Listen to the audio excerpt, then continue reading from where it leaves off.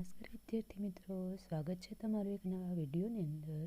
આજે આપણા વિડીયોમાં ગુજરાતી વ્યાકરણનો ટોપિક છે વિરુદ્ધાર્થી શબ્દો. એનો પાર્ટ 2 છે, જે દરેક સ્પર્ધાત્મક પરીક્ષા માટે ખૂબ જ ઉપયોગી છે. તે જોઈશું, તો ચાલો વિડીયોની શરૂઆત કરીએ.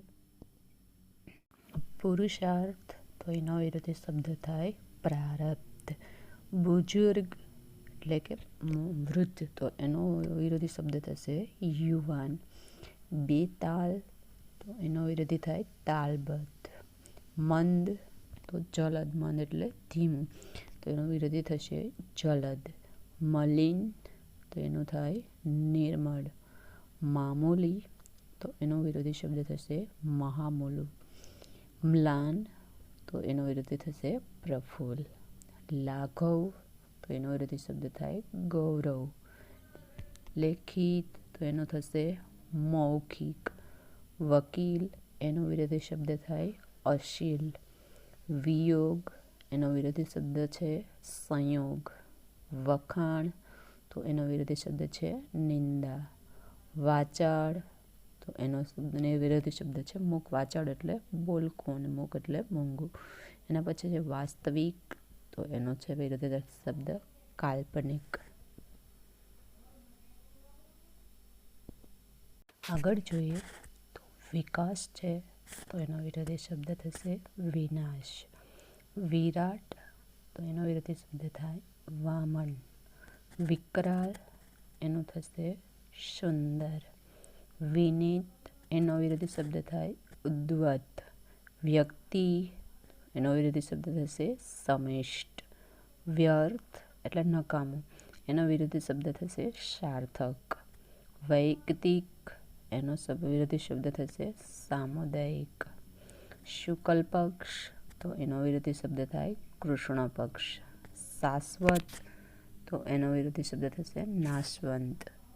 શિખર, તો એનો વિરોધી શબ્દ થાય તળેટી. શુદ્ધા, તો એટલે કે અમૃત, અને એનો વિરોધી શબ્દ થશે વિષ એટલે કે ઝેર. શુવાળું, એનો વિરોધી શબ્દ થાય બરછટ. સ્થાવર, તો એનો વિરોધી શબ્દ થશે જંગમ. સર્વાંગી એટલે કે બધા, તો એનો વિરોધી શબ્દ થશે એકાંગી એટલે એક.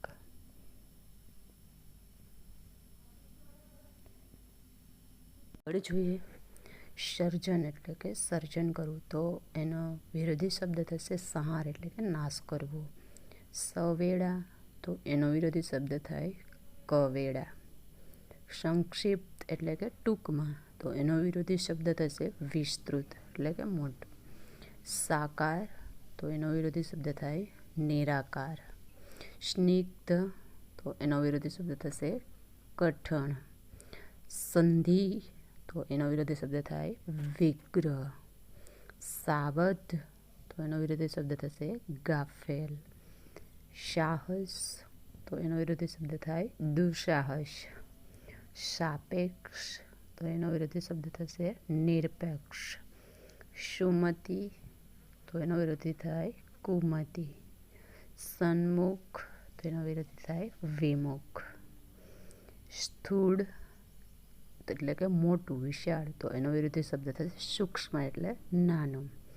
સત્યવક્તા, એનો વિરોધી શબ્દ થશે મિથ્યાભાષી. સત્યવક્તા એટલે સાચું બોલનાર. મિથ્યાભિક્ષામાં એટલે કંઈ કર્કશ બોલનાર. સત્યાગ્રહ, તો એનો વિરોધી શબ્દ થાય દુરાગ્રહ. પછી આગળ જોઈએ વિરલ, તો એનો વિરોધી શબ્દ થાય સામાન્ય. સ્વામી, તો એનો વિરોધી થશે નોક. સંચય એટલે કે સંગ્રહ કરવો, તો એનો વિરોધી શબ્દ થાય વ્યય એટલે કે બગાડ કરવો. વસંત, એનો વિરોધી થશે પાનખર. વસંત એટલે જે વસંત આવે છે એ, અને પાનખર એટલે પાન ખરી જાય એ ઋતુ. વિષમ, તો એનો વિરોધી થશે સમાન. વર્ણી, તો એનો વિરોધી શબ્દ થાય નાપસંદગી. વક, એટલે કે ઝેર, અને એનો થશે વિરોધી શબ્દ અમૃત.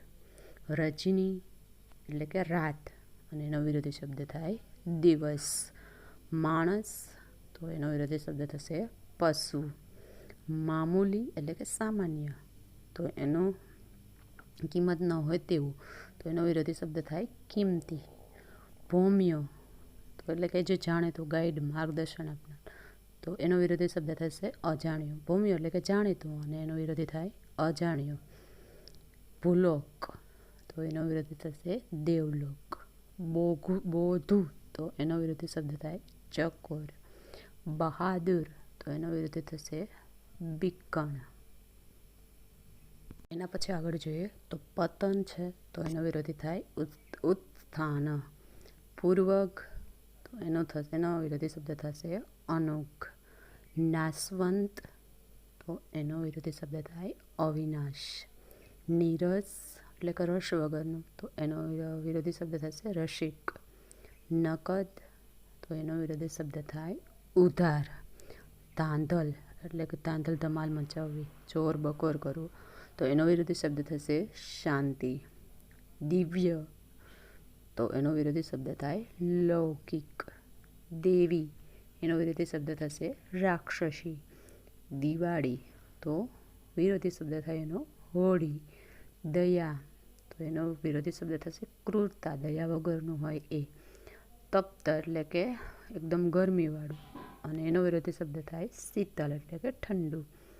ચંચળ એટલે કે ક્યાંય શાંતિથી ન રહીએ એવું અને એનો વિરોધી થાય સ્થિર, એક જગ્યા પર સ્થિર હોય તે.